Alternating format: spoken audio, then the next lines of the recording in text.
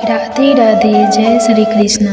श्रोताओं, आज आप श्रवण करेंगे भागवत गीता पाठ का छठा अध्याय। भागवत गीता के छठे अध्याय में भगवान शरीर और मन के निरंतर जागरूक रहने की आवश्यकता के बारे में बताते हैं।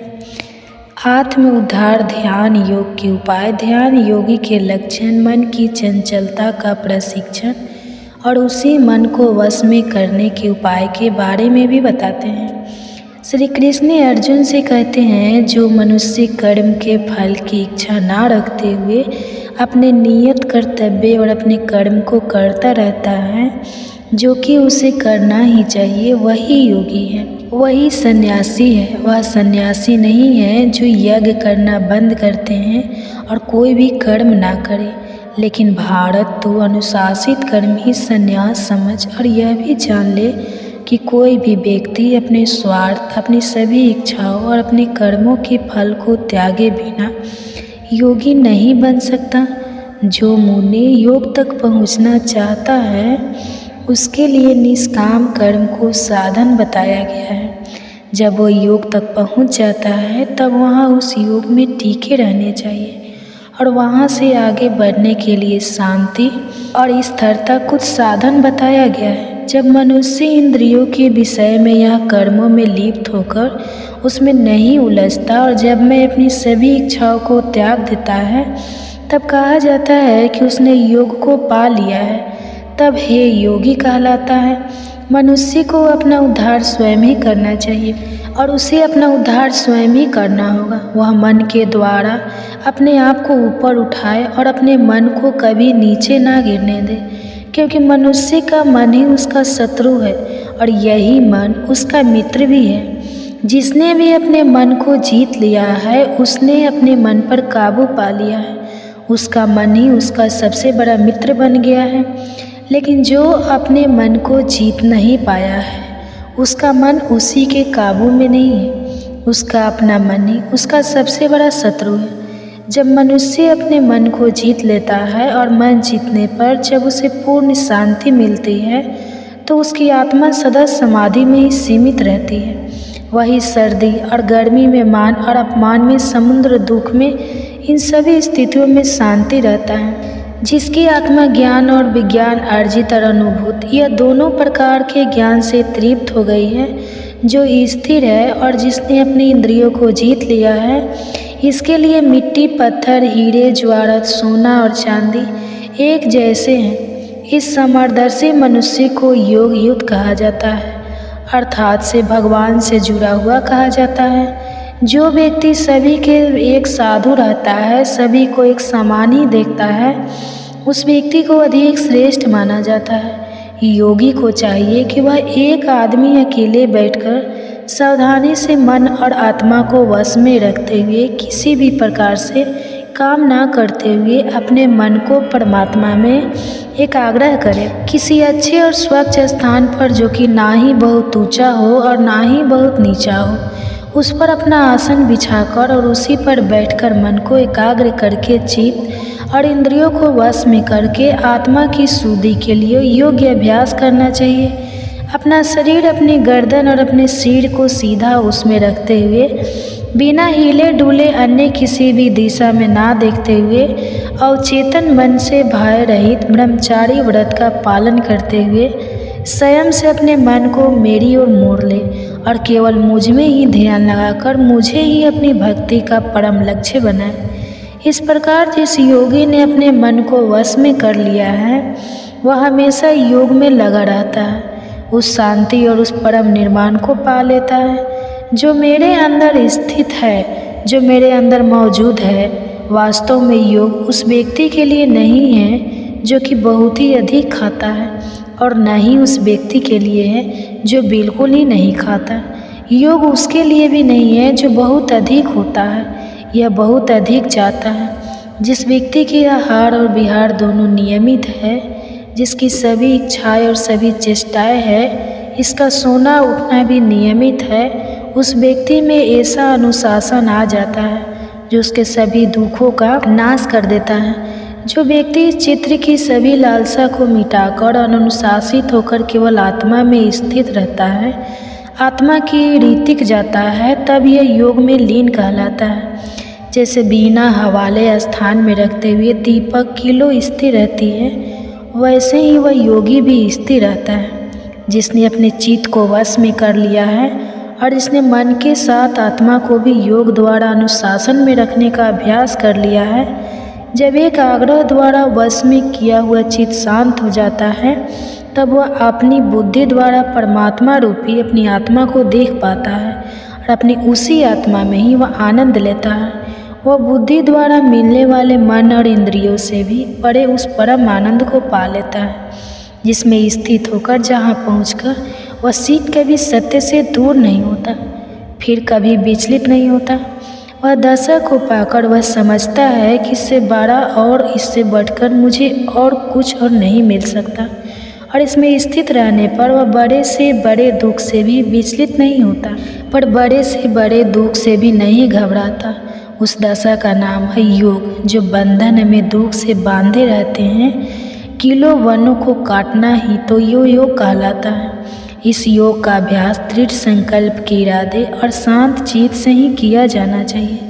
स्वार्थ भरे संकल्प से उत्पन्न अपनी सभी इच्छाओं को, अपनी पूरी कामनाओं को पूरी तरह त्याग कर सभी इंद्रियों को सभी ओर से मन द्वारा वश में करके अपनी धैर्य वाली बुद्धि से अपने आप को शांत करता जाए और अपने मन को अपनी आत्मा में स्थिर करके धीरे धीरे समाधि अवस्था में प्राप्त करे और अन्य किसी भी वस्तु का ध्यान न करे। चंचल और अस्थिर मन जिस चीज़ और भागने लगे उस और वहाँ अपने मन को काबू में करके और फिर केवल आत्मा के वश में वापस ले आए। सबसे बड़ा सुख उस योगी को मिलता है, इसका मन शांत है, इसके मन के कभी विकार निकल गए हैं, जो निष्पाप है, जो सभी पूर्व पाप कर्म से मुक्त हो गया है और जो परमात्मा के साथ एक हो गया है। इस प्रकार वह योगी जिसने अपने सभी पापों को दूर कर लिया है, जिसने आत्मा को सदा योग में लगाया हुआ है, और यह योगी सरलता से ब्रह्मा के स्पर्श से होने वाले परम में का अनुभव करता है। जो व्यक्ति योग नियुक्त हो गया है, जो सबको एक ही नज़र से देखता है, वह सभी प्राणियों में मुझ परमात्मा को निवास करते हुए और मुझ परमात्मा में सभी प्राणियों को निवास करते हुए देखता है। वह सबको और सब कुछ एक जैसा ही दिखता है। जो मुझे सब जगह, आप सब जगह मौजूद देखता है और जो सब वस्तुओं को मुझ में व्यापक, मुझ में ही मौजूद देखता है, उससे मैं कभी अलग नहीं होता और ना ही वह मुझसे कभी अलग होते हैं। जो योगी एक ही भाव में स्थिर होकर सभी प्राणियों के हृदय में मुझे यानी परमात्मा को मौजूद मानकर मेरी उपासना करता है, वह चाहे कितना भी कार्यशील क्यों ना हो, चाहे कितना भी काम क्यों ना करता हो, फिर भी वह मुझ में ही निवास करता है। जो व्यक्ति प्रत्येक वस्तुओं को अपने जैसा ही समझकर समान दृष्टि से देखकर वह सबको अपने जैसा ही समझता है, वह चाहे स्वयं सुख में हो या दुख में हो। जो दुख को समान भाव से देखता है, जो दुख को एक जैसा ही समझता है, वह पूर्ण योग समझा जाता है। श्री भगवान के यह वचन सुन अर्जुन से कहते हैं, 10 आपने जो मन की क्षमता वाला योग बताया है, मन की चंचलता के कारण मुझे उस पर अमल करना बहुत ही कठिन लगता है।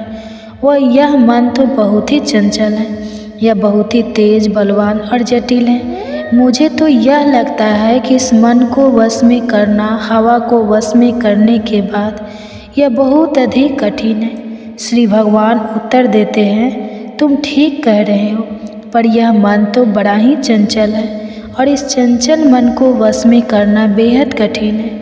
फिर भी तू जान ले, यह लगातार अभ्यास और वैराग्य द्वारा इस मन को वश में किया जाना संभव है। मैं यह भी मानता हूँ कि इसके लिए योग को प्राप्त कर पाना बेहद कठिन है, जिसने अपने आप को संयत नहीं किया है। लेकिन असंयत व्यक्ति दृढ़ संकल्प द्वारा अपने मन को वश में कर सकता है और उनके मन में एक और शंका उभरती है और वह केशव से कहते हैं, हे केशव, जो व्यक्ति श्रद्धावान होते हुए भी, तेरी भक्ति करते हुए भी चंचल मन वाला होने के कारण नेताओं को वश में नहीं कर पाता और योग के मार्ग पर चलने के बाद इस मार्ग को भटक जाता है और सीधी तरह नहीं पहुंच पाता, उसकी क्या दशा होती है। आध्यात्मिकता और भौतिकता दोनों स्थान से भ्रष्ट होकर किसी भी स्थान पर मजबूती से टीका ना हो पाने के कारण वो ब्रह्मा की ओर जाने वाले मार्ग से भटककर छिन्न भिन्न फटे हुए बादल कीर्तन कहीं नष्ट तो नहीं हो जाता। आप मेरा यह सन है पूरी तरह मिटा दो, क्योंकि आपके सिवाय कोई नहीं है जो मेरे इस संदेश को दूर कर सके। भगवान उसे समझाते हैं, सुन पार्थ प्यारे मित्र, जो व्यक्ति अच्छे कर्म करता है, जो अच्छाई के मार्ग पर चलता है, उस व्यक्ति की कभी दुर्दशा नहीं होती। उसका ना तो इस लोक में और ना ही परलोक में विनाश होता है। जो व्यक्ति योग के मार्ग से भटक जाता है वह पुण्य आत्माओं के लोक में जाता है और वहाँ कई वर्षों तक रहने के बाद वह फिर से सदाचारी लोगों के जन्म घर लेता है। ऐसा जन्म इस संसार में बहुत ही दुर्लभ है। वह अपने पूर्व जन्मों में विकसित किए हुए ब्रह्मा के हाथ जोड़ने की सभी देर संस्कारों को फिर प्राप्त कर लेता है और यहाँ के आरंभ फिर पूर्णता पाने के प्रयास में लग जाता है। योग के मार्ग में भटका हुआ ऐसा व्यक्ति, ऐसा योग भी अपने पूर्व जन्मों के अभ्यास में होने के कारण आगे ले जाया जाता है और योग का ज्ञान प्राप्त हो जाने पर ऐसा जिज्ञासु वैदिक नियमों पर पहुंच जाता है।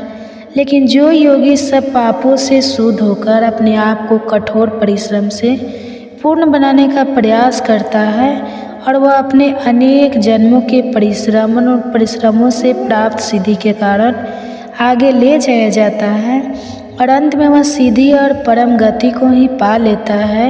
योगी तपस्वियों से बड़े हैं, वह ज्ञानियों से भी बड़े माने जाते हैं और वह सकाम कर्म करने वालों से भी बड़े हैं।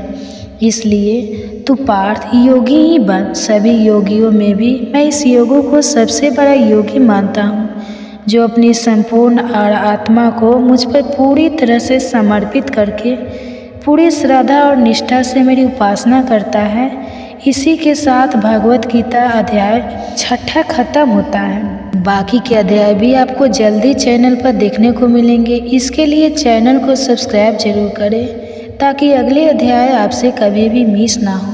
और याद काफ़ी समय बाद इस वीडियो को देख रहे हैं तो बाकी के अध्याय आपको हमारे चैनल के भागवत गीता प्लेलिस्ट में मिल जाएंगे और कमेंट्स में आपको हमारे द्वारा किया गया यह तंत्र कैसा लगा ज़रूर बताएं। तो मैं मिलूँगी आपको अगले अध्याय में। 5वें अध्याय में भगवान कर्म फल और त्याग कर्म योगी के लक्षण कर्म मार्ग और योग त्याग मार्ग और योग इन सब के बारे में बड़े सुंदर तरीके से बताते हैं और जो उनके सौ से कहते हैं केशव, पहले आप त्याग की प्रेरणा देते हैं और फिर निस्वार्थ कर्म करने की प्रशंसा करते हैं। अब आप ही मुझे सही बता दें कि दोनों मार्गों में कौन सा मार्ग अधिक अच्छा है। भगवान बड़े ही सीधे तरीके से उत्तर देते हैं, पाठ्य कर्म का संन्यास और कर्म को निस्वार्थ भाव से करना, यह दोनों ही मार्ग आत्मा की मुक्ति की ओर ले जाने वाले हैं। लेकिन इन दोनों मार्गों में से कर्म को त्यागने से कर्म को निस्वार्थ भाव से करना कहीं अधिक अच्छा है। जो व्यक्ति ना तो कर्म के फल की इच्छा करता है और ना ही कर्म के फल से ग्रहण करता है, यह समझना चाहिए कि उसमें सदा संन्यास की भावना भरी हुई है, क्योंकि सभी धंधों और सभी प्रकार की दोनों से मुक्ति होने के कारण वह संसार बंधन सरलता और आसानी से टूट जाता है। संन्यास और कर्म करने को अलग अलग यानी बताते हैं, भले पंडित यह नहीं बताते तो कोई भी इनमें से किसी एक में भी अच्छी तरह से जुड़ जाता है। वह दोनों ही मार्गों का फल पाने का हकदार है। वह यह फल उसे मिलता भी है। कर्म का त्याग करने वाले जिस पद तक पहुँचते हैं, जिस स्थिति तक पहुँचते हैं, कर्म करने वाले भी उसी पद उसी स्थिति तक पहुँच जाते हैं। जो कोई भी इस बात को समझ लेता है कि संन्यास और कर्म के मार्ग एक ही हैं, वह सही समझता है। लेकिन संन्यास को योग के बिना प्राप्त कर पाना बेहद कठिन है। यह बिल्कुल घास के ढेर से सुई खोजने जितना कठिन है। जो मुनि योग में निष्ठापूर्वक लगा हुआ है वह शीघ्र ही ब्रह्मा को पा लेता है। कर्म करता हुआ कि वह मनुष्य कर्म में लिप्त नहीं होता, कर्म में नहीं उलझता, और जो कर्म के मार्ग में कुशल है उसकी आत्मा पवित्र है। जो अपनी आत्मा का स्वामी है, जिसने अपनी सभी इंद्रियों को जीत लिया है, जिसकी आत्मा सभी प्राणियों की आत्मा और परमात्मा बन गई है, जो मनुष्य भगवान के साथ एक हो गया है और जो सत्य की अच्छी तरह जानता है, वह अपने सभी इंद्रियों का और उन इंद्रियों के विषयों का प्रयोग करता हुआ, वह देखता हुआ, सुनता हुआ और सूता और चढ़ा हुआ चलता हुआ, स्वप्न देखता हुआ और सांस लेता हुआ सदा यह समझता है कि मैं खुद कुछ नहीं कर रहा हूँ। बोलते हुए, विसर्जन करते हुए, ग्रहण करते हुए, आंखें खोलते हुए और मोड़ते हुए वह यह समझता है कि केवल इंद्रियां ही इंद्रियों के विषय में लगी हुई है और मैं कुछ नहीं कर रहा हूँ। वास्तव में कर्म करने वाली प्रकृति ही है, वही सब कुछ करती है, हम कुछ नहीं करते। जो व्यक्ति लगा और आसक्ति को त्याग कर अपने कर्मों को ब्रह्म को समर्पित करके कर्म करता है, आप उसमें वैसे ही नहीं ठहरता जैसे पानी कमल के पत्ते पर नहीं ठहरता। योगी लोग आसक्ति को त्याग कर आत्मा की शुद्धि के लिए केवल शरीर, केवल थी या फिर केवल अपने इंद्रियों द्वारा एक कर्म करते हैं। योग में लगी हुई आत्मा कर्म के फल में आ सकती है, अर्थात लगाव को त्याग कर सदा ही रहने वाली शांति को प्राप्त करती है। लेकिन जिनकी आत्मा ब्रह्मा से अलग है, जो ब्रह्मा के साथ एक नहीं हुई है, वह इच्छा द्वारा प्रेरित रहते हैं और कर्म के फल पर उनका लगाव फिर रहता है और इसी कारण वह बंधन में सदा ही बने रहते हैं। जिस व्यक्ति में मन द्वारा सभी कर्म त्याग कर अपने प्रकृति को वश में कर लिया है, वह ना कोई कर्म करता हुआ और ना ही कोई कर्म करवाता हुआ इस 9 द्वार वाले शरीर रूपी नगर में निवास करता है। सर्वोच्च प्रभु आत्मा न तुम लोगों को कर्ता बनाती है और ना ही विक्रम करती है और ना ही वह उनको उनके कर्मों के फल द्वारा साथ छोड़ती है। यह तो इन वस्तुओं का स्वभाव ही है जो इन सब में स्थिर होकर इन्हें सब कुछ करवा रहा है। लेकिन मनुष्य के ज्ञान पर अज्ञानता का पर्दा पड़ा हुआ है, इसलिए प्राणी मोह में फंसे हुए रहते हैं। अपने के कारण वह सत्य को देख नहीं पाते। लेकिन जिन लोगों ने ज्ञान द्वारा अपने मोह और अपने अज्ञान का पर्दा हटा दिया है, उनके लिए ज्ञान उनकी आत्मा को वैसे ही प्रकाशित कर देता है जैसे सूर्य सारे संसार को प्रकाशित कर देते हैं, जिससे सब कुछ साफ साफ दिखाई देने लगता है और तब वह सत्य को देख पाते हैं। उस ब्रह्मा का विचार करते हुए अपनी पूरी अंतर आत्मा को उसी की ओर प्रेरित करते हुए, उसे अपना संपूर्ण हृदय से बनाते हुए उसे अपनी भक्ति का एकमात्र लक्ष्य बताते हैं। वह उस दशा तक पहुंच जाते हैं जहां से उन्हें फिर वापस नहीं लौटना होता और ज्ञान द्वारा धुलकर उनके सारे पाप साफ हो जाते हैं, उनके सारे पाप मिट जाते हैं। पंडित लोग इस ज्ञान और इस ज्ञान से उत्पन्न होने के कारण संसार के सभी प्राणियों को, जिनमें उच्च और निम्न स्कूल वालों को, स्त्रियों और पुरुषों और पशु और पक्षियों को, सभी को एक ही नज़र से देखते हैं, सबको एक जैसा ही समझते हैं। जिस व्यक्ति का मन सामने अवस्था में स्थिर हो गया है, अपने इस पृथ्वी पर ही इसी जीवन काल में ही संसार जीत लिया है। परमात्मा वास्तु दोष रहित है, दोस्तों से मुक्त है और सबके समान है, इसलिए ऐसे व्यक्ति परमात्मा में स्थिर है। मनुष्य को चाहिए कि वह अच्छा होने पर या अच्छी वस्तु प्राप्त होने पर आनंद न मनाए और कुछ बुरा होने पर भी उसे दुखी नहीं होना चाहिए। जो मनुष्य इस प्रकार मुक्ति पाने पर मोहित हो जाता है, वही ब्रह्मा को जान लेने वाला है और आखिरकार वह ब्रह्मा विस्तृत हो जाता है, वह ब्रह्मा मिस जाता है। जब आत्मा बाहरी स्पर्शों, बाहरी व्यक्ति या बाहरी वस्तुओं के प्रभाव में आए बिना और मुझे बिना सुख भोग करती है, तभी वह मनुष्य जिसने अपने आप को परमात्मा के योग में लगाया हुआ है, वह ऐसे सुख का आनंद लेता है जो कि अनंत है, भौतिक पदार्थों के भोग से उत्पन्न होने वाले सुख नहीं कहलाते थे। दरअसल वह दूसरों के घर है, वह अस्थायी होते हैं और वह आते जाते रहते हैं।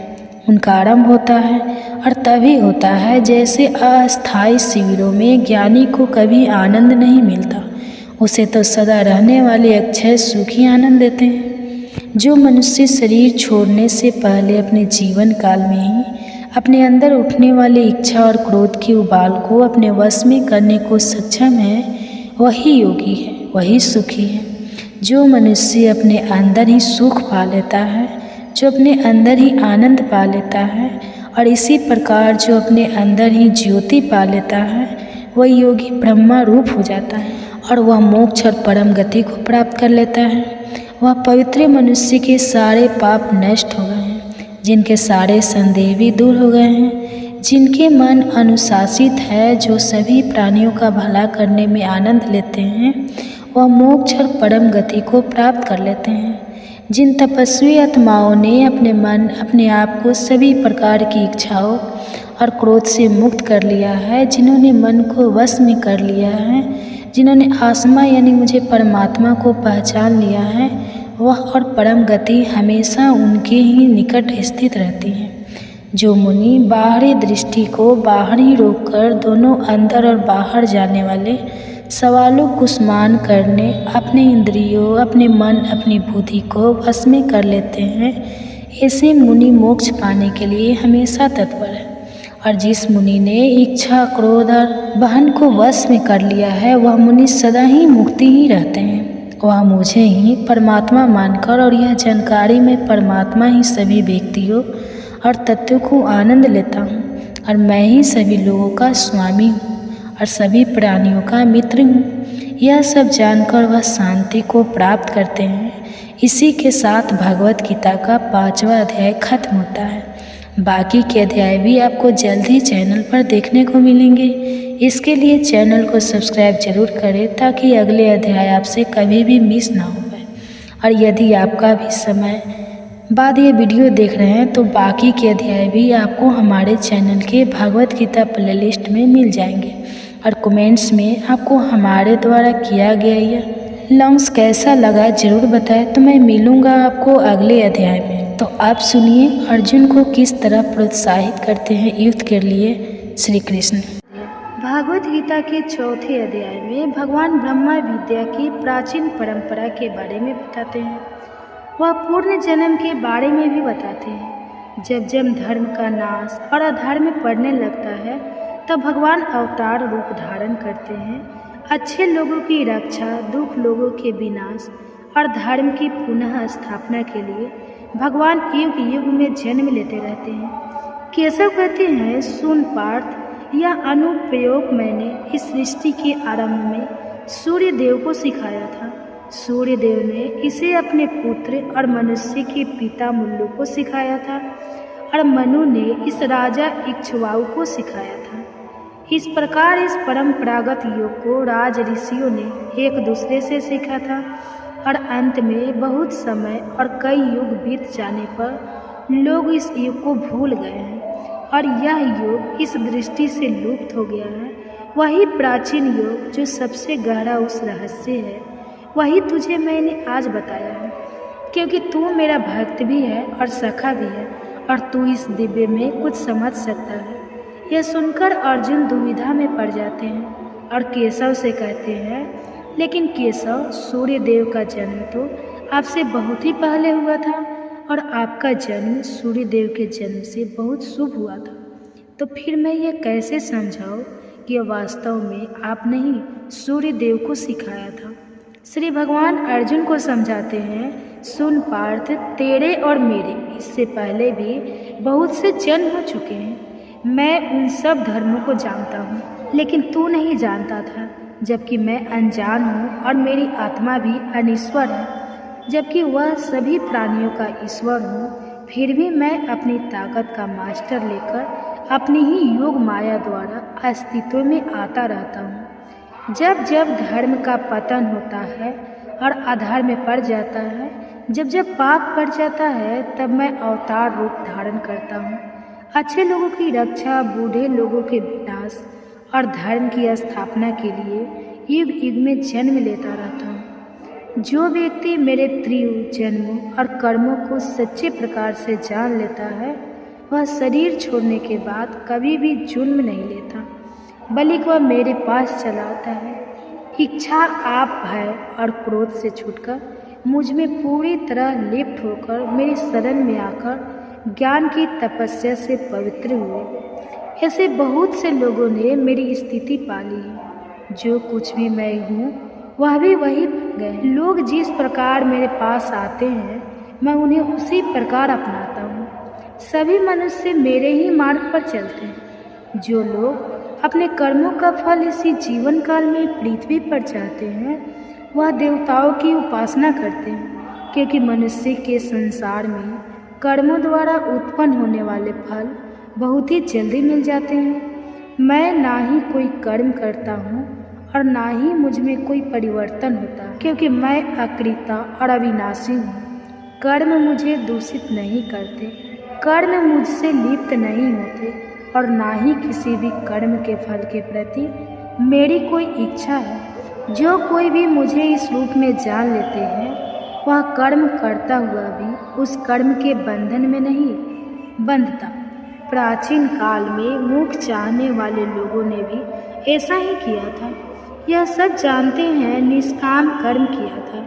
इसलिए जैसे प्राचीन काल में लोगों ने निष्काम कर्म किया था, उन्हीं की तरह तू भी वैसा ही कर्म कर। विक्रम क्या है, अक्रम क्या है, क्या करना उचित है, क्या करना अनुचित है, कर्म का त्याग किया है, इस हमने तो बड़े बड़े ज्ञानियों को भी भ्रम में डाल दिया है।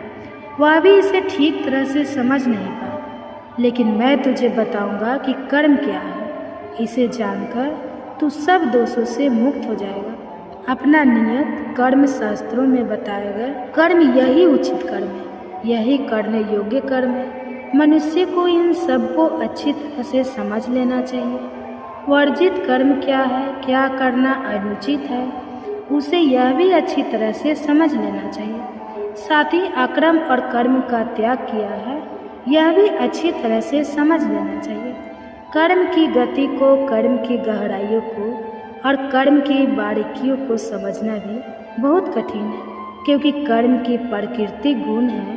जो मनुष्य कर्म में अकर्म और अकर्म में कर्म पहचान लेता है, वही योगी है, वही हंसी है, और वह अपने सारे कर्म करता हुआ भी कर्म के बंधन में नहीं बंधता, और वह दिव्य स्थिति में ही रहता है। जिस मनुष्य के सभी कर्म उस कर्म के फल की इच्छा के संकल्प से मुक्त हो गए हैं, जिसके सभी कर्म ज्ञान की आग में भस्म हो गए हैं, इस मनुष्य को ज्ञानी लोग पंडित कहते हैं। कर्म के फल के प्रति सभी इच्छाओं को त्याग कर सदा तृप्त रहता हुआ, बिना किसी भी कर्म के फल पर निर्भर हुए, वह भला ही सदा कर्म में लगा रहे, फिर भी वह कुछ नहीं कर रहा होता। कोई भी कर्म फल की इच्छा न रखते हुए, अपने चित्रों और आत्मा के वश में रखते हुए, सभी प्रकार की संपदाओं, सभी प्रकार के भोगों, सदनाओं को पूरी तरह से त्याग कर जो केवल शरीर निर्वाह के लिए कर्म करता है, उसे कोई भी दोष नहीं लगता। जो मनुष्य संयोगवश प्राप्त वस्तु से बिना उस वस्तु के कामना किए उसे प्राप्त करने के कोई प्रयास बिना जो भी प्राप्त हो जाए उसमें संतुष्ट रहता है, जो सुख दुख आदि की सभी सुविधाओं से पहुंच चुका है, जो इशारा से मुक्त असफलता और विफलता दोनों में समान रहता है, भोग कर्म करता हुआ भी कर्म के बंधन में नहीं बंधता, जो कर्म को यज्ञ समझकर करता है, जिसका मन मजबूती से ज्ञान में स्थिर हो चुका है, जो ज्ञान ऊपर की तरह से टिक गया है, जो मुक्त हो चुका है, जिसके कर्म के फल के प्रति सभी इच्छाएं और लगाव भी समाप्त हो चुके हैं, ऐसे मनुष्य का कर्म पूरी तरह ब्रह्मलीन हो जाता है। उसके लिए अर्पण करने वाला परमात्मा है, अर्पित की जाने वाली वस्तु भी परमात्मा है। परमात्मा द्वारा वहाँ पर महत्वपूर्ण की आग में अर्पित की जाती है जो व्यक्ति अपने कर्मों में परमात्मा को देखता है वह फल स्वरूप फल के रूप में परमात्मा को ही पाता है। कुछ योगी देवताओं की पूजा के रूप में यज्ञ करते हैं, जबकि कुछ ब्राह्मण के ज्ञान में लगे रहते हैं। कुछ लोगों कान नाक आदि ज्ञान इंद्रियों को, कुछ रूप गंध शब्द आदि समस्त विश्व को, कुछ इंद्रियों की संपूर्ण क्रियाओं को यज्ञ के रूप में अर्पित करते हैं। कुछ अपनी भौतिक संपत्ति को, कुछ अपनी तपस्या को, तो कुछ अपने योग अब तो यज्ञ के रूप में अर्पित करते हैं। जबकि कुछ जिन्होंने अपने मन को वश में कर लिया है और कठोर व्रत धारण किए हैं, वह अपने अध्ययन को, ज्ञान को यज्ञ के रूप में अर्पित करते हैं। कुछ लोग प्राणायाम में लगे रहते हैं, तो कुछ अपने आहार को नियमित करके अपने प्राण रूप श्वासों में अर्पण करते हैं। यह सबके साथ व्यंग के ज्ञाता है। यह सभी जानते हैं कि यज्ञ क्या है, और यज्ञ में जीवन द्वारा उनके सारे पाप भी नष्ट हो जाते हैं, उनके सारे पाप मिट जाते हैं। जो लोग याग के बाद बचे हुए पवित्र अनुज्ञा के पवित्र प्रसाद को खाते हैं, वह सनातन ब्रह्मा को प्राप्त करते हैं। लेकिन जो व्यक्ति जबकि नहीं करते, उनके लिए यह संसार ही नहीं, फिर उन्हें पर लोक कैसे मिल सकता है। इस प्रकार शास्त्रों में अनेक प्रकार के यज्ञ बताए हैं। वह सभी ब्रह्मा तक पहुँचने के साधन हैं, और यह जान लेने के बाद तू मुक्त हो जाएगा, क्योंकि बहुत अधिक पदार्थ बंधन में डालने वाले होते हैं और ज्ञान मुक्ति दिलाने वाला होता है। व्यक्ति भौतिक पदार्थों द्वारा या पिछले वाले व्यक्तियों की तुलना में ज्ञान यज्ञ कई गुना अच्छे होते हैं, क्योंकि अंत में सभी कर्म ज्ञान में ही जाकर समाप्त होते हैं, जिससे मनुष्य को मुक्ति मिलती है। उस ज्ञान को तू उन गुरुजनों से सीख जिन्होंने सत्य को समझा है। उनके पास जाकर पूरी निष्ठा और आदर से उनकी सेवा कर। विनम्रता से उस ज्ञान को उनसे अच्छी तरह से जीत। जब तू उस ज्ञान को प्राप्त कर लेगा और उसे अच्छी तरह से समझ लेगा, तब तू फिर कभी इस भ्रम में नहीं पड़ेगा, क्योंकि ज्ञान बिना संदेश है। तो सब जीवों को पहले अपने अंदर फिर मेरे अंदर स्थिर देगा। चाहे तो सबसे बड़ा पापी ही क्यों ना हो, फिर भी तो ज्ञान की नौका द्वारा पापों के बड़े से बड़े समुद्र को भी पार कर जाएगा। जैसे जल उठने पर आघात अपने ईंधन को रात कर देती है, वैसे ही ज्ञान की आग की सभी कर्मों को भस्म कर देती है और मनुष्य को उन कर्मों के बंधन से भी मुक्त कर देती है। इस पृथ्वी पर ज्ञान जैसी पवित्र वस्तु, ज्ञान जैसा पवित्र तत्व और कोई नहीं है। योग द्वारा सिद्ध हुआ मन के समय आने पर स्वयं ही अपने अंदर इस ज्ञान को पा लेता है। जिस व्यक्ति में श्रद्धा है, जो इस ज्ञान को पाने में तत्पर है और जिसने अपनी सभी इंद्रियों को जीत लिया है, वह ज्ञान को पा लेता है और ज्ञान को पाकर वह परम शांति को भी पा लेता है। लेकिन जो मनुष्य अज्ञानी है, इसमें श्रद्धा ही नहीं है, वह नष्ट होकर ही रहेगा। ऐसे व्यक्ति के लिए ना तो यह संसार है, ना उसके लिए यह लोक है, और ना ही उसे सुख मिल सकता है। जिसने योग द्वारा सभी कर्मों को त्याग दिया है, जिसने ज्ञान द्वारा अपने सारे संदेश से नष्ट कर दिए हैं, ऐसे व्यक्ति ने अपनी आत्मा पर अधिकार पा लिया है। उसे मैं कर्म बंधन में कभी नहीं बांधता। इसलिए हे पार्थ, इस अज्ञान से उत्पन्न अपने हृदय में बैठे हुए संदेह को तू ज्ञान रूपी तलवार से काटकर पूरी तरह नष्ट करके योग की स्थिति मिट जाता। उठ और युद्ध के लिए खड़ा हो जा। इसी के साथ भागवत गीता का 4था अध्याय खत्म होता है। बाकी के अध्याय भी आपको जल्द ही चैनल पर देखने को मिलेंगे। चैनल को सब्सक्राइब जरूर करें ताकि अगले अध्याय आपसे कभी भी मिस ना हो पाए। और यदि आप काफ़ी समय बाद ये वीडियो देख रहे हैं, तो बाकी के अध्याय आपको हमारे चैनल के भगवत गीता प्लेलिस्ट में मिल जाएंगे।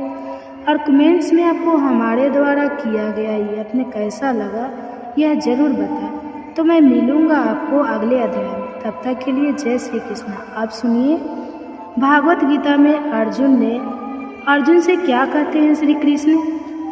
खुद कर्म करती है, आत्मा कर्म नहीं करती। लेकिन अहंकारवश मनुष्य अपने आप को कर्ता समझने लगता है। हमारा शत्रु कोई और नहीं बल्कि हमारी ही इच्छा और क्रोध है, इसलिए इन दोनों पर नियंत्रण रखना आवश्यक है। अर्जुन के शव से कहते हैं, माधव, यदि आप समझते हैं कि बुद्धि का मार्ग सकाम कर्म के मार्ग से अधिक अच्छा है, तो आप मुझे यह भयंकर कर्म करने को या भयंकर युद्ध लड़ने को क्यों कहते हो? ऐसी बातों से आप मेरे मन को भ्रमित कर रहे हो। लेकिन मुझे निश्चित तौर से वह एक बात बता दो कि जिसे करने से मेरी अधिक से अधिक भलाई हो। श्री कृष्ण उत्तर देते हैं, सुन, बाद इस दुनिया के आरंभ से मैंने मुक्ति 12 का होता है। चिंतन करने वाली गहरी सोच करने वालों के लिए ज्ञान का मार्ग बताया है और कर्म करने वालों के लिए शर्मनाक बताया है। कर्म से बचने से या तो कर्म को ना करने से कोई व्यक्ति कर्म से मुक्ति नहीं पा सकता और ना ही कर्म के त्याग से उसे कभी सिद्धि मिल सकती है, क्योंकि कोई भी व्यक्ति क्षण भर के लिए भी कर्म किए बिना नहीं रह सकता। प्रत्येक व्यक्ति को प्रकृति से उत्पन्न अपने गुणों के कारण मजबूर होकर कर्म करना ही पड़ता है। जो लोग अपने कर्म इंद्रियों को ऊपर से जो जबरदस्ती रोक लेते हैं, लेकिन अपने मन में इन्हें इंद्रियों के विषय के बारे में सोचते रहते हैं, ऐसे लोग भटकते हुए वह खुद को धोखा दे रहे हैं। उनका यह आचरण बस एक झूठी है। वह व्यक्ति श्रेष्ठ है जो मनुष्य अपने मन से अपनी इंद्रियों को वश में करने में लगे रहते हैं। इसलिए पार्थ, तेरे लिए जो कर्म नियत है, तेरा जो कर्म नियत है तो उसे ही कर। बिना कर्म के तू तेरा यहाँ श्रीयंत्र वह भी नहीं हो सकता। इस संसार में यज्ञ के रूप में किए जाने वाले कर्म, यह बिना निस्वार्थ के किए गए कर्म ही बंधन के मुक्त हैं और इन्हें करने से मनुष्य कभी भी किसी भी प्रकार के बंधन में नहीं बनता। अन्य सभी कर्म बंधन में डालने वाले हैं। इसलिए पार्थ, सभी प्रकार के लगाव को त्याग कर तो यज्ञ की भावना से बिना स्वार्थ के अपना सभी कर्म करता है। जो सृष्टि के आरंभ में प्रजापति ने प्राणियों और यज्ञ दोनों को उत्पन्न किया था और कहा था कि द्वारा तुम फल फूलो, यह यज्ञ तुम्हारी मनचाही इच्छाओं को पूरा करने वाले होंगे। यज्ञ से खुश होकर देवता तुम्हें वह संभोग देते रहेंगे जो तुम चाहते हो। लेकिन जो व्यक्ति इन सुखों को अकेला ही भोगता है और इनसे देवताओं को और दूसरे को नहीं देता, वह तो निश्चित तौर पर ही चोर है। जो लोग यज्ञ से बचे हुए हैं, यज्ञ के पवित्र प्रसाद को खाते हैं, वह सब पापों से छूट जाते हैं। लेकिन जो केवल अपने लिए ही भोजन पकाते हैं और अकेले ही खाते हैं, वह समझो पाप ही खाते हैं। सभी प्राणी अन्न से उत्पन्न होते हैं, अन्य वर्षा से उत्पन्न होती है। वर्षा योग उसे और यज्ञ कर्म से उत्पन्न होता है। कर्मों का फल मूल ब्रह्म है और ब्रह्मा का जन्म परमात्मा से होता है। इसलिए उत्सव अपने ब्रह्मचर्य में स्थित रहते हैं। इस संसार में जो व्यक्ति चलाने में सहायता नहीं देता, वह तो दुष्ट स्वभाव वाले व्यक्ति होते हैं। लेकिन जो मनुष्य आत्मा में ही आनंद लेते हैं, जो आत्मा में ही संतुष्ट रहते हैं और जो आसमान में वितरित है, इसके लिए कोई भी ऐसा कार्य नहीं है जो करना जरूरी हो। इस संसार में ऐसे व्यक्ति के लिए कोई भी चीज़ ऐसी कुछ भी नहीं रहती जो इसके द्वारा किए गए कर्मों से प्राप्त होनी हो या फिर उन कर्मों द्वारा प्राप्त होना हो। तो हो ना हो जो उसने यह नहीं हो, वह किसी भी प्राणी पर अपने स्वार्थ के लिए निर्भर नहीं रहता। इसलिए बात तो हमेशा बिना लगा निस्वार्थ भाव से कर्म करता है और कर्म करते जाओ, क्योंकि बिना लगा बिना स्वार्थ करता हुआ मनुष्य ही भगवान को प्राप्त होता है। क्योंकि लगाव नहीं करना चाहिए मनुष्य को। अज्ञानी भी ऐसा ही निस्वार्थ कार्य करें, परम गति तक पहुँचते हैं। तो मैं भी उन्हीं की तरह निस्वार्थ कर्म करते रहना चाहिए। और वैसे भी जन कल्याण और संसार की व्यवस्था बनाए रखने के उद्देश्य से भी तुझे कर्म करना चाहिए कि लोग जैसा आचरण करते हैं, आम लोग भी वैसा ही करने लगते हैं। वह जैसे आदर्श पेश करते हैं, जन साधारण उसी का अनुसरण करते हैं। अब तो मुझे ही देख, बाद 3 लोकों में ऐसा कोई कर्म नहीं है जो करना जरूरी हो, और न ही ऐसी कोई वस्तु है जो मुझे प्राप्त ना हो या मुझे प्राप्त करनी हो। फिर भी मैं कर्म करने में लगा ही रहता हूँ। क्योंकि यदि मैं निस्वार्थ सावधान होकर कर्म गुरु और कर्म करना छोड़ दूँ तो जो कि लोग मेरे ही मार्ग पर चलते हैं तो वह लोग भी कम कर्म करना छोड़ देंगे, और जब लोग कर्म करना छोड़ देंगे तो संसार में अराजकता फैल जाएगी, यह संसार ही नष्ट हो जाएगा और मैं खुद ही समस्त प्रजा के विनाश का कारण बन जाऊंगा। ऐसा कभी ना हो, इसलिए मैं हमेशा ही कर्म करने में लगा रहता हूँ। होनी को चाहिए कि वह सकता आम कर्म में लिप्त अज्ञानी व्यक्ति के मन को विचलित ना करे। योग की भावना से कर्म करने वाले को चाहिए कि वह दूसरों को भी वैसा ही निष्काम कर्म के मार्ग पर लगाए। समझ ले कि हमारे सभी कर्म प्रकृति के गुणों द्वारा ही किए जा रहे हैं, परंतु जिस मनुष्य का मन अहंकार से भरा हुआ है वह उस अहंकार के वश में होने के कारण खुद को कर्ता समझने लगता है। स्वयं वही, लेकिन कर्ता जो प्राकृतिक है, परंतु जो व्यक्ति प्रकृति के गुणों और उन गुणों के कार्य क्षेत्र के भूत के सत्य को समझ लेता है और साथ में जो यह भी समझ लेता है कि प्रकृति के गुण ही अपने अपने कार्य क्षेत्र में कम करते रहते हैं, तो कर्म गुण इंद्रियों के विषय में भी कर्म करते रहते हैं, तब यह जाना आसक्ति नहीं होती।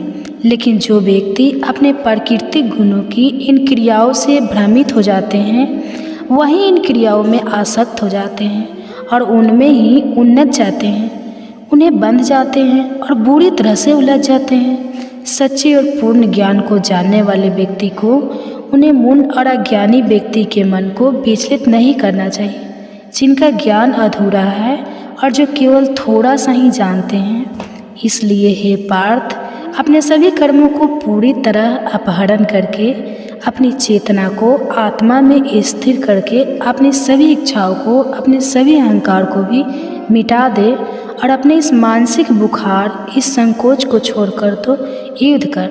जो लोग पूरी श्रद्धा से मेरे उपदेश का पालन करते हैं वह कर्मों के सभी बंधनों से छूट जाते हैं। कि जो लोग ईर्ष्या के कारण मेरे इस उपदेश का तिरस्कार करते हैं, जो उसमें गलतियां निकालते हैं और इसका पालन नहीं करते, वह लोग वास्तव में संपूर्ण ज्ञान के प्रति मूर्ख होते हैं और वह नष्ट होकर ही रहेंगे। यानी समेत सभी प्राणी अपनी अपनी प्रकृति, अपने अपने स्वभाव के अनुसार ही आचरण करते हैं, इससे कोई भी बच नहीं सकता। प्रकृति को रोकना, इसको जबरदस्ती बदलने की कोशिश करने से कोई फायदा ही नहीं हो सकता। ऐसा करना व्यर्थ है। अधूरी तरह से यह दोषपूर्ण तरीके से पालन किया गया अपना प्रकृति, अपना स्वाभाविक धर्म पूरी तरह से पालन किए जाने वाले प्राणी धर्म के दूसरे के स्वभाव वाले धर्म से अधिक अच्छा है। अपने धर्म का पालन करते हुए मृत्यु भी हो जाए तो वह भी पढ़ाई धर्म में जीवित रहने से कई गुना ज़्यादा अच्छा है, क्योंकि दूसरे के स्वभाव अनुसार चलने से बहुत ही खतरे होते हैं और वह बहुत ही वह देने वाले होते हैं। यह सब सुनकर अर्जुन केशव से पूछते हैं, लेकिन केशव वो क्या है जिसे मनुष्य ना चाहते हुए भी पाप करता है, जैसे उससे कोई ज़बरदस्ती पाप करवा रहा हो। श्री भगवान उत्तर देते हैं, भोग है, इच्छा और क्रोध, यह दोनों ही पाप से भरे हुए हैं और सब कुछ ही खा जाने वाले हैं, सब कुछ निगल जाने वाले हैं। इस संसार में तुम इनको को अपना दुश्मन और शत्रु समझो, जैसे आगे से लगी रहती है, जैसे दर्पण दूर छिटक जाते हैं, वैसे ही मनुष्य का विवेक और ज्ञान इस इच्छा से घिरा हुआ है। मनुष्य की चेतना और इसका ज्ञान दोनों ही उस नित्य शत्रु, कभी न तृप्त होने वाली अग्नि के सामने इच्छा से ढके रहते हैं, जिसके कारण वह हमेशा ही और संतुष्टि रहते हैं।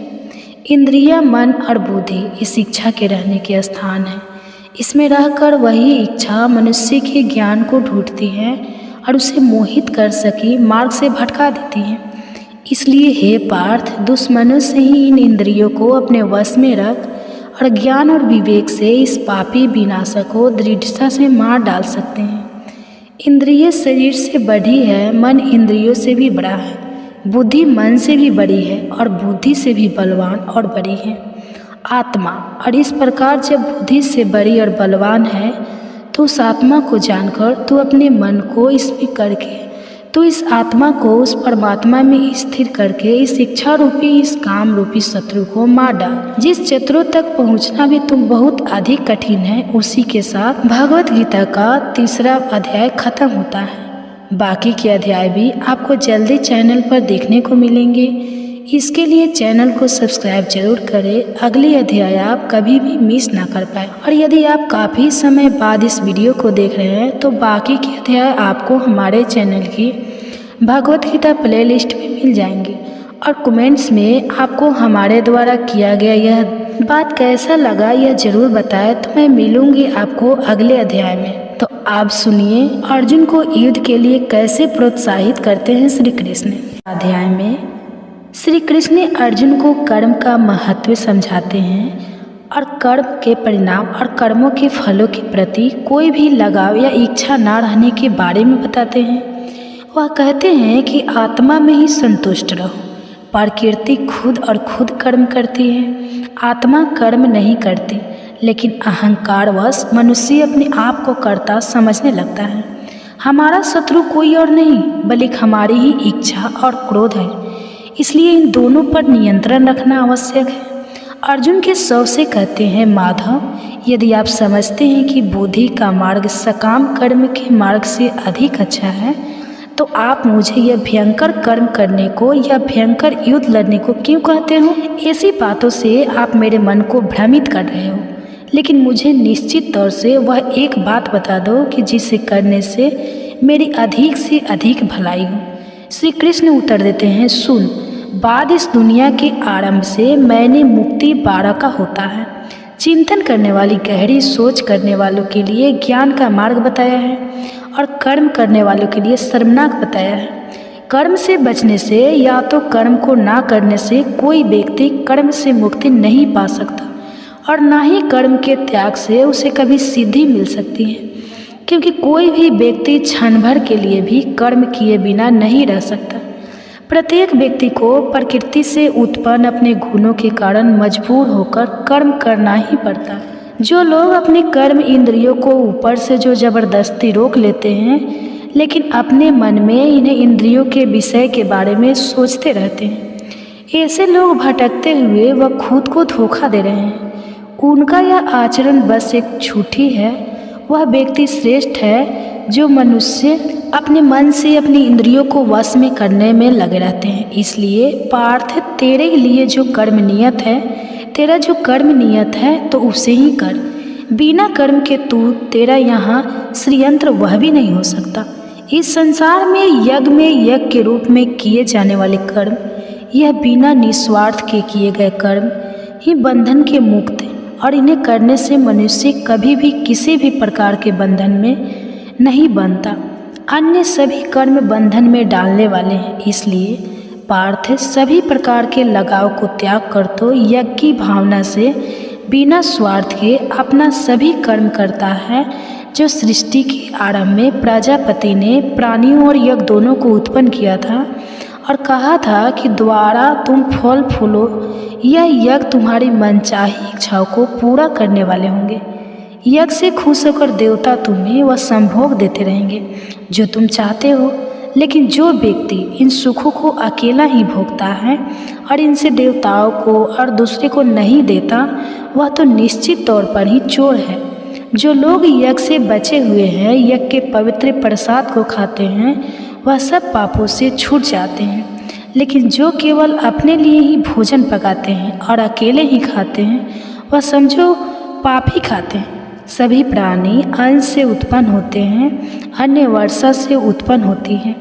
वर्षा योग उसे और यज्ञ कर्म से उत्पन्न होता है। कर्मों का फल मूल ब्रह्म है और ब्रह्मा का जन्म परमात्मा से होता है। इसलिए उत्सव अपने ब्रह्मचर्य में स्थित रहते हैं। इस संसार में जो व्यक्ति चलाने में सहायता नहीं देता, वह तो दुष्ट स्वभाव वाले व्यक्ति होते हैं। लेकिन जो मनुष्य आत्मा में ही आनंद लेते हैं, जो आत्मा में ही संतुष्ट रहते हैं और जो आसमान में वितरित है, इसके लिए कोई भी ऐसा कार्य नहीं है जो करना जरूरी हो। इस संसार में ऐसे व्यक्ति के लिए कोई भी चीज़ ऐसी कुछ भी नहीं रहती जो इसके द्वारा किए गए कर्मों से प्राप्त होनी हो। या फिर उन कर्मों द्वारा प्राप्त होना हो, तो हो ना हो जो उसने यह नहीं हो, वह किसी भी प्राणी पर अपने स्वार्थ के लिए निर्भर नहीं रहता।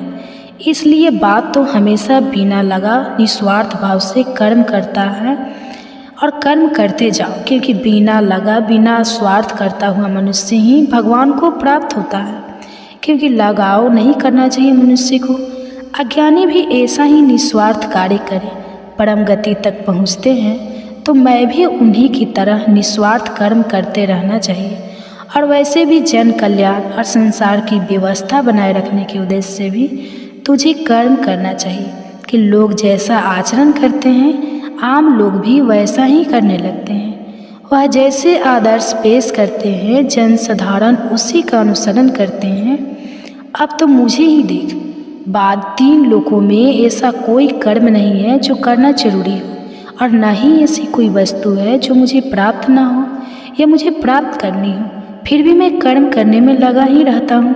क्योंकि यदि मैं निस्वार्थ सावधान होकर कर्म गुरु और कर्म करना छोड़ दूँ, तो जो कि लोग मेरे ही मार्ग पर चलते हैं, तो वह लोग भी कम कर्म करना छोड़ देंगे। और जब लोग कर्म करना छोड़ देंगे तो संसार में अराजकता फैल जाएगी, यह संसार ही नष्ट हो जाएगा और मैं खुद ही समस्त प्रजा के विनाश का कारण बन जाऊंगा।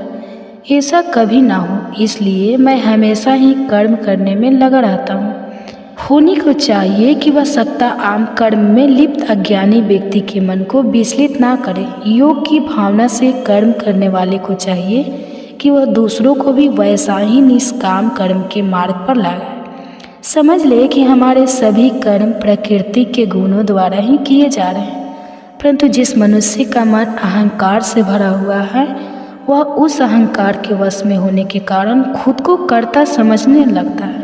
स्वयं वही, लेकिन कर्ता जो प्राकृतिक है, परंतु जो व्यक्ति प्रकृति के गुणों और उन गुणों के कार्य क्षेत्र के भूत के सत्य को समझ लेता है, और साथ में जो यह भी समझ लेता है कि प्रकृति के गुण ही अपने अपने कार्य क्षेत्र में कम करते रहते हैं, तो कर्म गुण इंद्रियों के विषय में भी कर्म करते रहते हैं, तब यह जाना आसक्ति नहीं होती।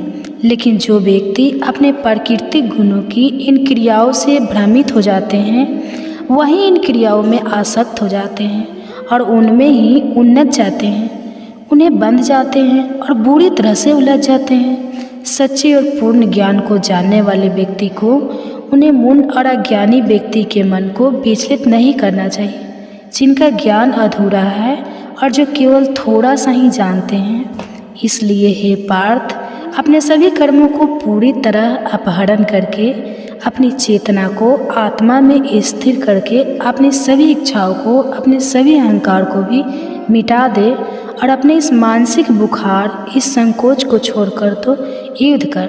जो लोग पूरी श्रद्धा से मेरे उपदेश का पालन करते हैं, वह कर्मों के सभी बंधनों से छूट जाते हैं।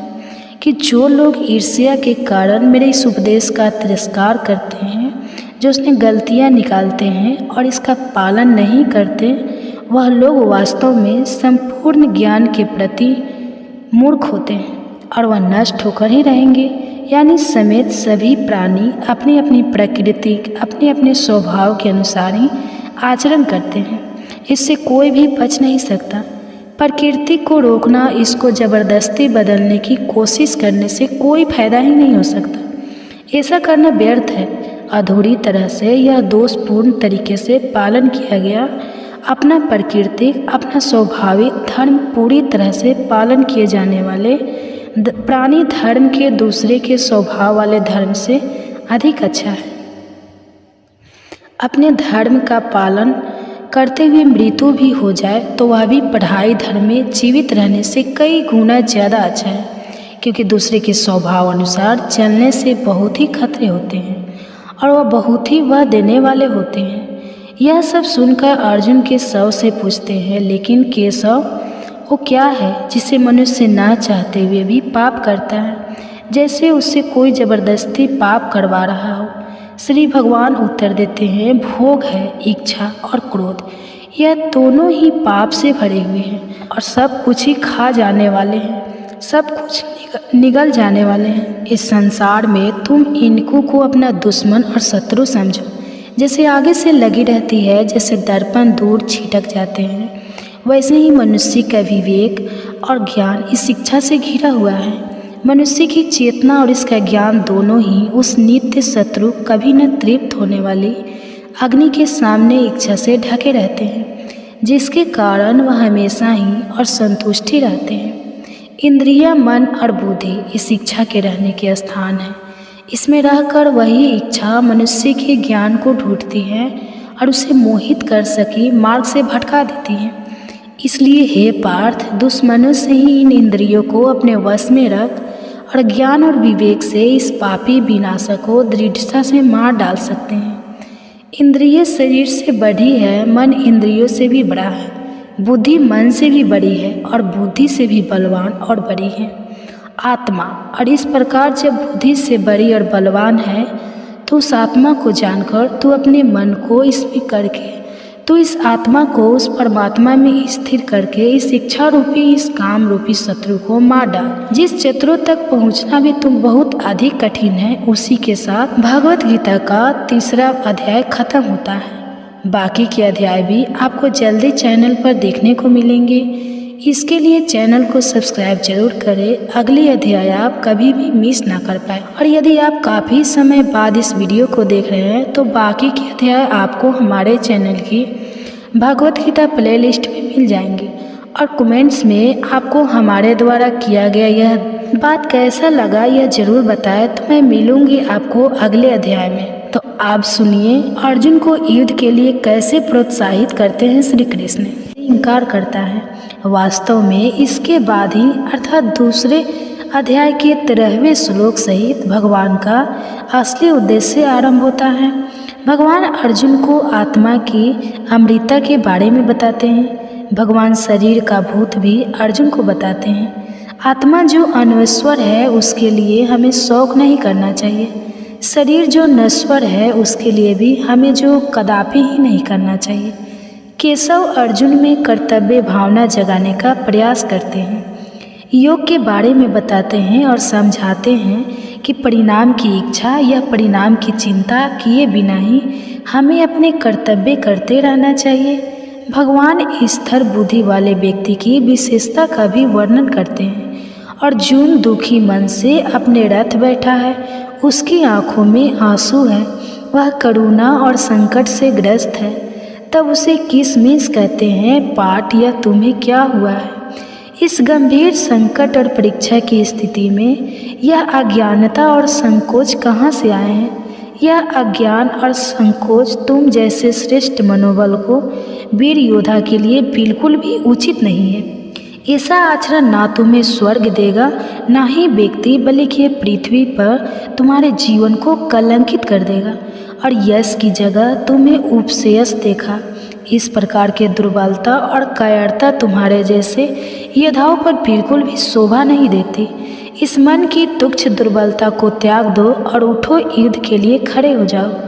अर्जुन के मन में संकोच फिर भी बना रहता है और वह यह सबसे कहते हैं, ये केशव, भीष्म और द्रोणा दोनों ही मेरे लिए पूजनीय हैं। इन दोनों पर मैं कैसे वार कर पाऊंगा, यह दोनों पर मैं कैसे बाण चला पाऊंगा। इन दोनों पूर्ण ऊपर मैं बात चलाऊं। इससे अच्छा होगा कि मैं संसार में भिक्षा मांगकर, जो भले ही वह अपने फायदे का ही सोच रहे हैं, लेकिन वह मेरे गुरु हैं और अपने गुरुजनों पर मजबूत कैसे करूं और उन्हें मार कर मैं इस सांसारिक सुख को कैसे भोग पाऊंगा जो कि उन्हीं के रक्त से लाल होंगे।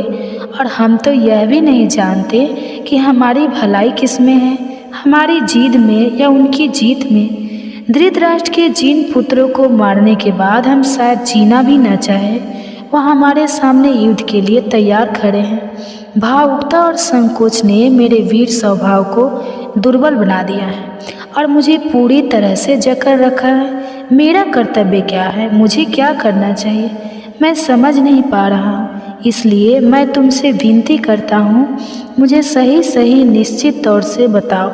मेरी भलाई इसमें है, मैं तुम्हारा शिष्य हूँ, तुम्हारी शरण में आया हूँ, मुझे अपनी शरण में लो, उच्च शिक्षा दो। चाहे मैं धन दौलत से भरी इस पृथ्वी का राजा केवल न बन जाऊँ, जहाँ ना ही मेरा कोई शत्रु हो और ना ही मेरा कोई बराबरी का हो। चाहे मैं स्वर्ग के देवताओं का भी राजा योग न बन जाऊँ तो भी मुझे कुछ ऐसा दिखाई नहीं देगा जो मेरी इंद्रिय और मेरे मन को दुखी पहुंचाने वाले, कमज़ोर करने वाले इस श्लोक को कर सके। यह कहते हुए अर्जुन ने संदेशक से कहा कि मैं युद्ध नहीं करूँगा। तब दोनों सेनाओं के बीच उस हताश निराश से भरी हुई अर्जुन से केशव हंसते हुए कहते हैं, बात तो उनके लिए शोक कर रहा है, उनके लिए तुम्हें कदापि शोक नहीं करना चाहिए। और साथ ही तो ज्ञान की भी बात करता है, लेकिन जिन्हें सच्चा ज्ञान है वह किसी के लिए भी शोक नहीं करते, ना तो उनके लिए जो जीवित है और जो उनके लिए मर चुका है। कोई भी उस समय नहीं था जब तू नहीं था, और या मैं नहीं था, या यह सब राजा नहीं थे। नहीं आगे कोई ऐसा समय आएगा जब हम सब नहीं रहेंगे, जब आत्मा एक शरीर में बचपन, जवानी, बुढ़ापे के दौर से गुजरती है। वैसे ही शरीर के मरने के बाद आत्मा तक दूसरा शरीर धारण कर लेना भी उसी दौर का ही एक हिस्सा है। यानी उद्धार व्यक्ति ना ही इससे घबराते हैं, उन्हें इससे विचलित होते हैं। सुन पार्थ, अपने जीवन काल में हम जो सर्दी, गर्मी, सुख, दुख का अनुभव करते हैं वह इंद्रिया का उनके विषय के कारण ही होते हैं। वह आते जाते रहते हैं, उनका हर अपनी है, तुरंत भी है, वह सदा के लिए नहीं रहते। इसलिए तू इन सबको धीरज से सहन करना सीख। इन सबको तू बर्दाश्त करना भी। वह धीर शांत मनुष्य जिन पर इसका कोई असर नहीं होता, जिन्हें यह दुखी और विचलित नहीं करती थी, जो दुख और सुख दोनों में समान रहता है, वह अपने आप को अमृत जीवन बनाने के लिए योग्य बनाता है। सत्य के ज्ञान को जानने वाले ने यह समझ लिया है, इस तत्व है जो कि सनातन और अमर है, जो कि कभी नष्ट ही नहीं हो सकता, और असत्य वह है जिसे नष्ट होना ही है। यह भी रह नहीं सकता जिस आत्मा से यह सारा विश्व, यह सारी सृष्टि में व्याप्त है, उस आत्मा का अंश कभी संभव ही नहीं है और ना ही हो सकता है। इस अविनाशी आत्मा का विनाश कोई नहीं कर सकता। कहते हैं कि शरीरधारी आत्मा का निवास स्थान शरीर नश्वान है और इस सब का अंत होता ही है। आत्म स्वयं तो सनातना है, आत्म अमर, नश्वर और समझ से भी बाहर है, समझ से भी परे है। इसलिए युद्ध जो यह सोचता है वह मरता है, और जो यह नहीं सोचता वह महाराज जाने वाला है। वह दोनों ही सत्य को नहीं जानते, क्योंकि आत्मा ना तो किसी को मानती है और ना ही किसी से मारी जा सकती है। जान ले तो पार्थ, तो तुम किसी को मारोगे और ना ही तुमसे कोई मारा जाएगा। आत्मा का जन्म ही नहीं होता और ना ही आत्मा कभी मरती है। यह हमेशा थी और हमेशा ही रहेगी। अजन्मी, अमर, नाम बदलने वाली और प्राचीन शरीर के मरे जाने पर भी यह आत्मा नहीं मरती, नष्ट नहीं होते, इसका अंत नहीं होता। जो व्यक्ति यह जान लेता है कि आत्मा सनातन, धर्म, वर्जन में अनश्वर, अपार, असीम है, ऐसा व्यक्ति कैसे किसी को मार सकता है? वह मरवा सकता है। जैसे कई व्यक्ति अपने फटे पुराने कपड़े उतारकर नए कपड़े पहन लेते हैं, वैसे ही यह शरीर धारण करने वाली आत्मा अपना पुराना शरीर छोड़कर एक नया शरीर धारण कर लेती है। कोई भी शस्त्र आत्मा को भेज नहीं सकता, आग इसे जला नहीं सकती, जल इसे कीड़ा नहीं करा सकता और वायु इसे सुखा नहीं सकती। आत्मा अमर है, सबके अंदर मौजूद है और यह स्थिर, अचल और सनातन की आत्मा व्यक्त है। यह दिखाई नहीं देती, इसका ना किसी शब्द और ना ही किसी अन्य साधनों द्वारा वर्णन किया जा सकता है।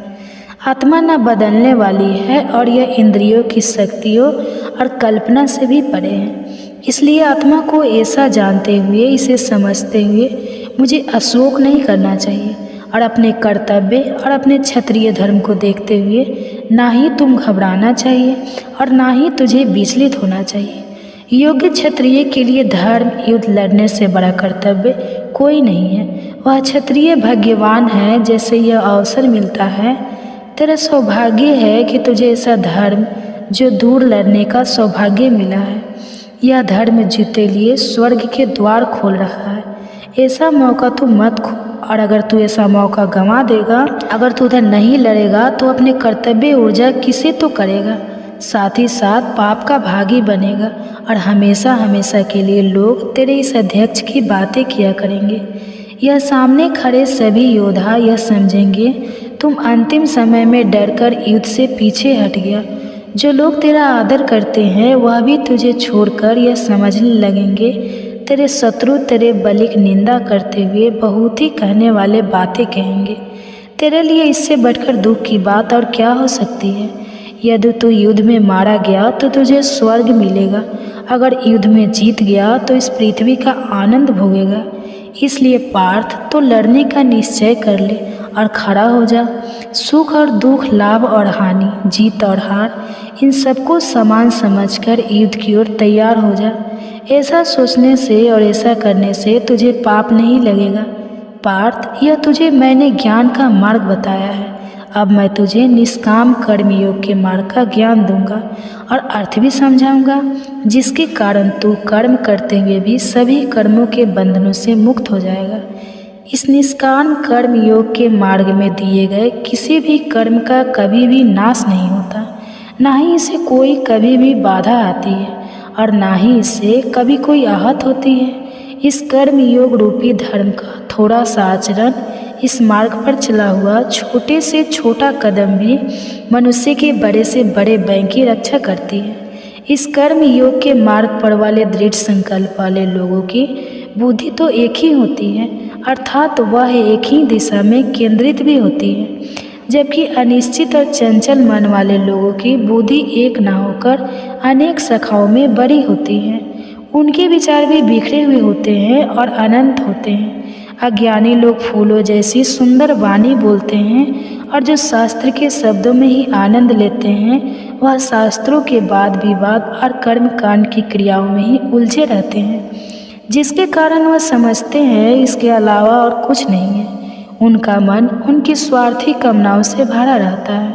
वह भोग और ऐश्वर्य को भी स्वर्ग मानते हैं।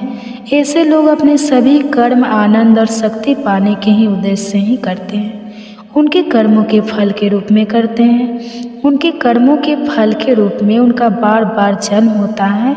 जिनके मन आनंद और शक्ति पाने में लगे रहते हैं और जिनके मन ऐश्वर्य और भोग द्वारा हर लिए गए हैं, ऐसे लोगों की बुद्धि आत्मा में आकर नहीं हो पाती, आत्मा में अच्छी तरह से टिक नहीं पाती। पार्थ, वेदों का विषय तो 3-2 नौकरियों से ही है, 2-3 गुणों से भी ऊपर ऊर्जा, सुख दुख, लाभ हानि, जीत हार जैसे सभी दुखों से मुक्त होकर सदा अपनी सच्ची आत्मा स्थिर हो। वस्तुओं को जोड़ने, इकट्ठा करने की और फिर एक सुरक्षित रखने की चिंता को भी छोड़ दे और केवल आत्मा को प्राप्त कर आत्मा का ज्ञान वाले पर, ब्रह्मा ज्ञान पाने पर, ऐसे ज्ञानी व्यक्ति को सभी वेदों के ज्ञान का उतना ही उपयोग रह जाता है जितना उपयोग चारों ओर बढ़ आ जाने पर वे कह रह जाता है। आत्मज्ञान में वेदों का ज्ञान भी समाया हुआ है। समझ ले पार्थ, तेरा अधिकार केवल कर्म करने का ही है।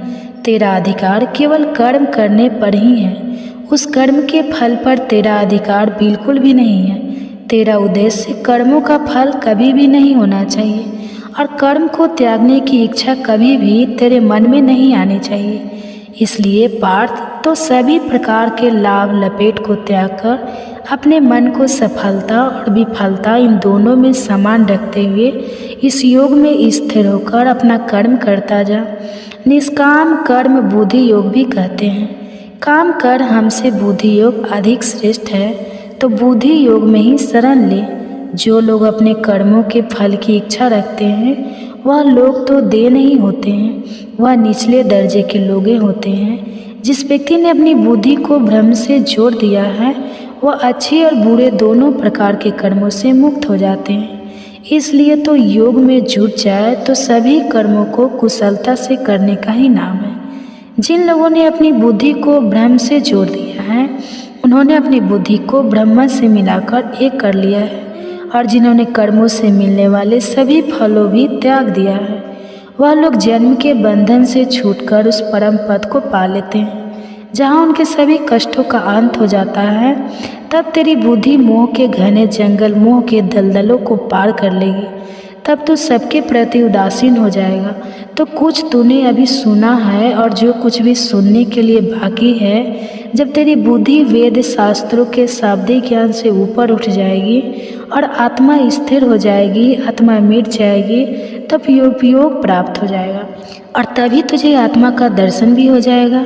केशव के वचन सुनने से अर्जुन की बेचैनी कम हुई और कुछ शांत हुआ, लेकिन उसके मन में अधिक जानने की जिज्ञासा उठी और उसे केशव से पूछा, हे केशव, जिस व्यक्ति की बुद्धि स्थिर हो गई है, जिसने परमात्मा को पा लिया है, वह व्यक्ति कैसा होता है? स्थिर बुद्धि वाले व्यक्ति का उठना बैठना रहना सहना कैसा होता है? श्री कृष्ण उत्तर देते हैं, उन पार्थ, जब मनुष्य अपने मन में उठने वाली सभी कामनाओं को त्याग देता है और जब उसकी आत्मा अपने अंदर ही संतुष्ट रहने लगती है और जब वह अपने आप ही संतुष्ट रहने लगता है, तब बहुत ही बुद्धि वाला व्यक्ति माना जाता है।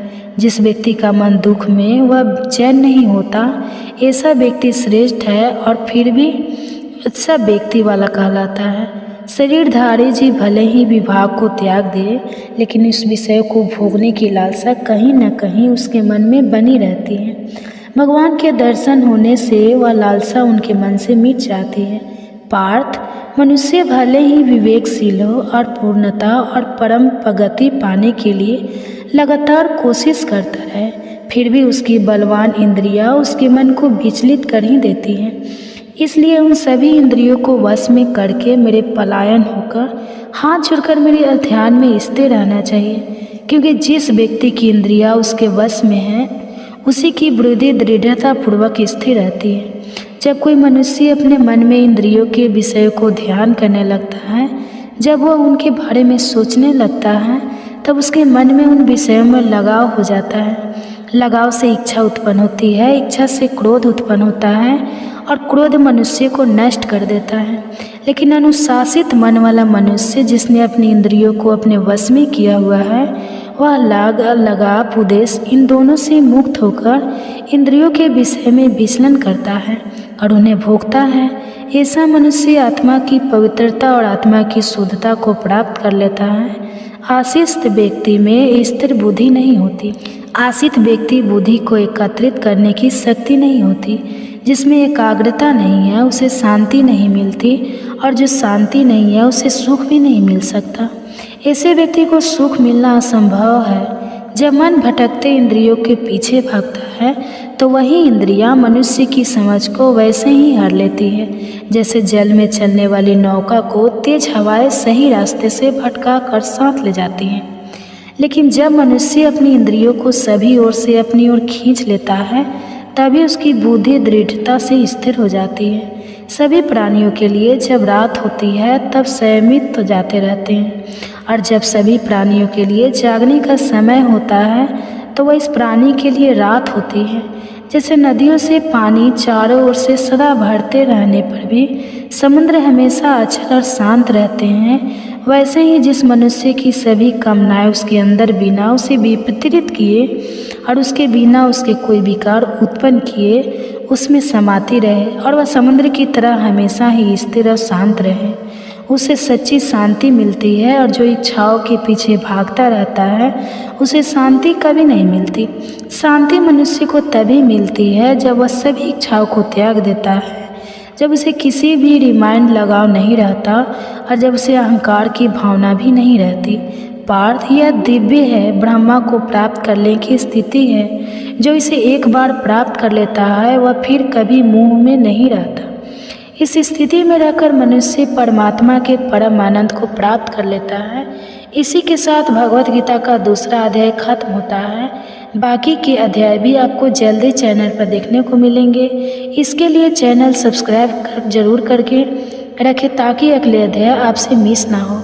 और यदि आप काफ़ी समय बाद इस वीडियो के देख रहे हैं, तो बाकी के अध्याय आपको हमारे चैनल के भगवत गीता प्लेलिस्ट में मिल जाएंगे। और कमेंट्स में आपको हमारे द्वारा किया गया यह तन कैसा लगा, यह ज़रूर बताएं। तो मिलूँगा आपको अगले अध्याय में, तब तक के लिए